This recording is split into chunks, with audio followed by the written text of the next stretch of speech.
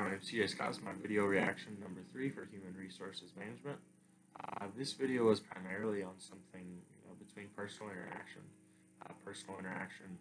within companies, personal interaction with each other, just people that you're around constantly, personal interaction within social media, bullying, backbiting.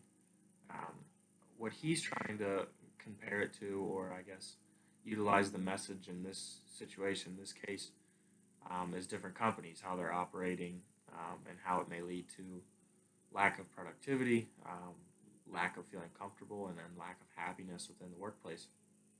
But it's something, and he also touches base on this, that can be utilized in everyday life, something that all people can benefit from, whether it be you're just on a college campus, whether it be you're on a team somewhere, or just living with your roommates, something that can be applied to pretty much anything, and can also be useful.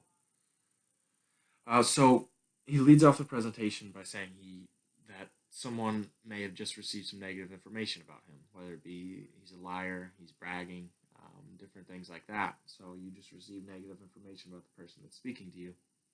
How much will it affect your image of someone right now? Um, Absolutely, this affects the image of everybody. If somebody is coming to meet you and you hear something from a friend or somebody close to you and says this or that, whatever it may be, something negative, something that may relate negatively to how you're going to view them, absolutely you're going to view them in that way, even if they are a good person, nice to you, whatever it may be, you're going to view them in that negative connotation strictly because somebody close to you um, valued them in a different way. You're utilizing that gossip to essentially decide how you're going to judge people, not necessarily in a positive way whatsoever. Um, he says meeting people over time that have suffered from unhealthy environments. Um, he has tried over and over again to basically solve situations, resolve issues within companies, and has worked hand in hand on different things, whether that be group sessions, one on ones, coaching. He says he tried everything, but he failed over and over again.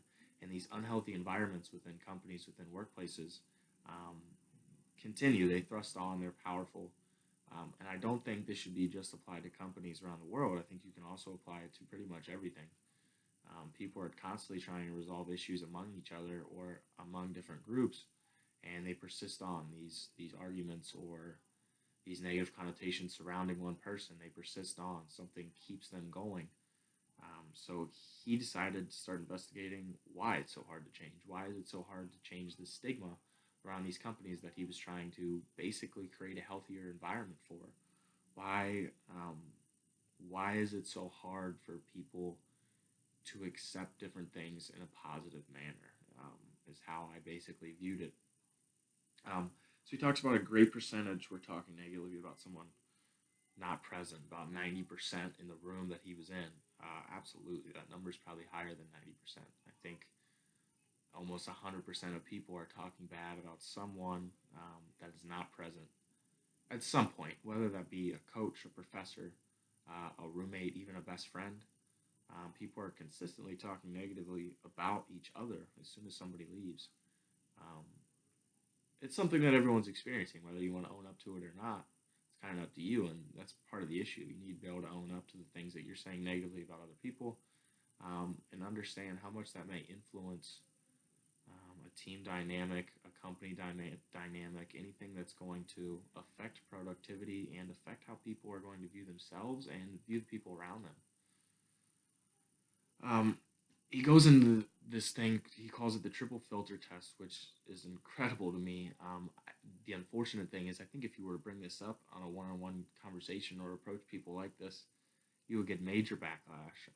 It's something that doesn't conform to society whatsoever, but it looks really enticing and looks like it truly does work. So the triple filter test is when somebody comes up to you and says, "Oh, I have to tell you a story." They're gossiping about somebody that is not present. You start off by asking, number one, is it true? Is this thing that you're telling me true? Most of the time, people don't really know if it's true or not. They're just kind of following the lead of the person before them that may have said something. Is it good? Is the next question. Is what you're saying about this person a good thing? Is it have a positive influence? And the third question, is it useful? Does this information mean anything to me? Do I need to know this information?